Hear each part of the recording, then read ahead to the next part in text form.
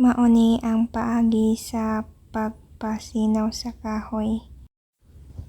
Sa dili pasugdan ang pagpasinaw, dapat nabutangan na og wood putty.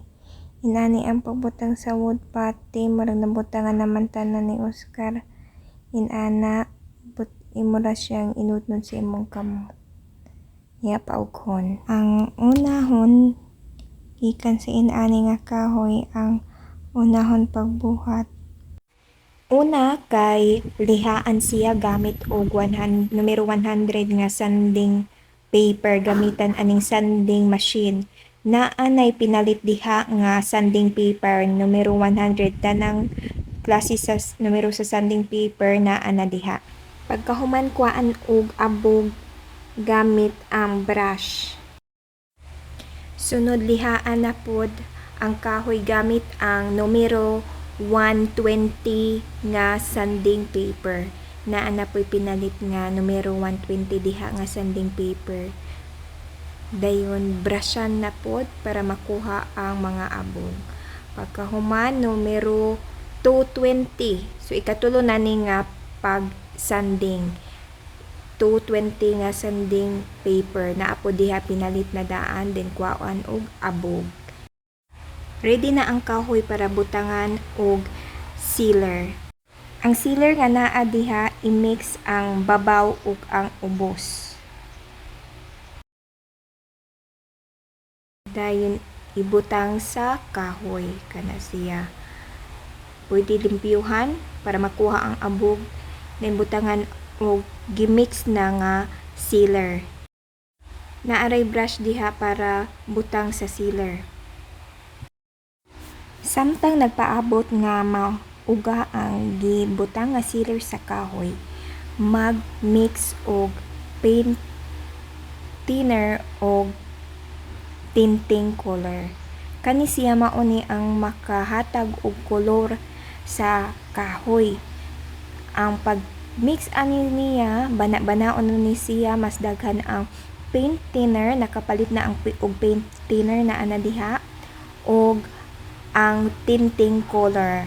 Inana pod ang color sa napalit nga tinting color.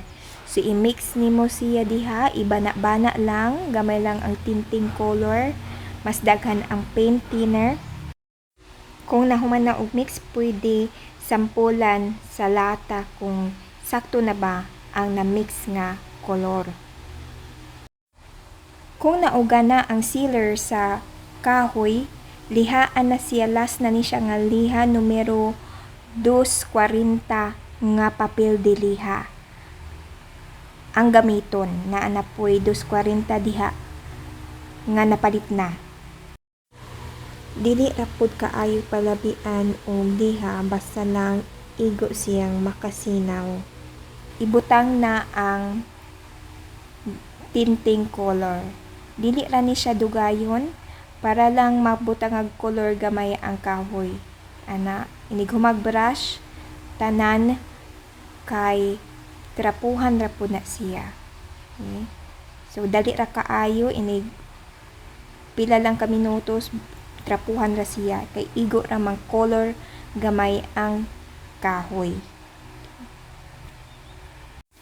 Asa man ni ani ang butangag tinting color, tanan 2x2, 2x3 butangan og tinting color, pero way labot ang uno media.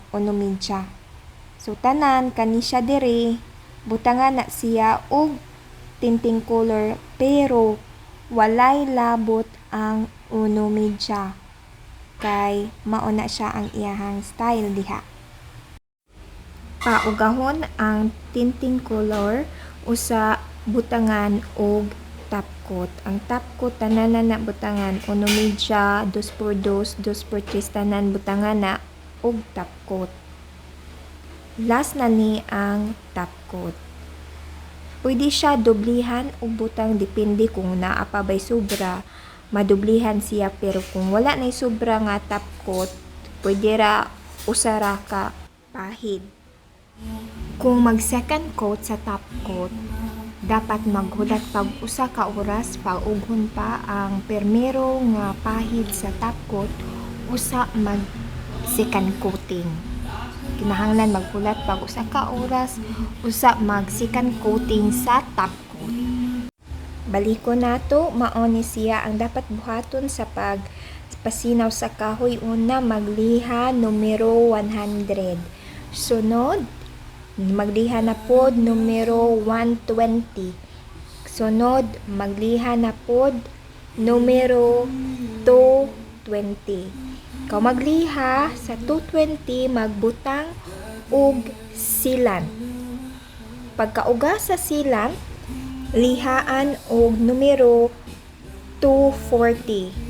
Ikaw magliha sa numero 240, magbutang na og tinting color nga gisagulan og paint thinner.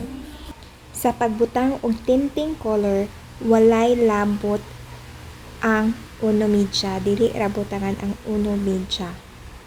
Inig kaugaan na, butangan na siya og top coat. Mauna na siya. Tanan butangan og top coat, apil na ang uno media.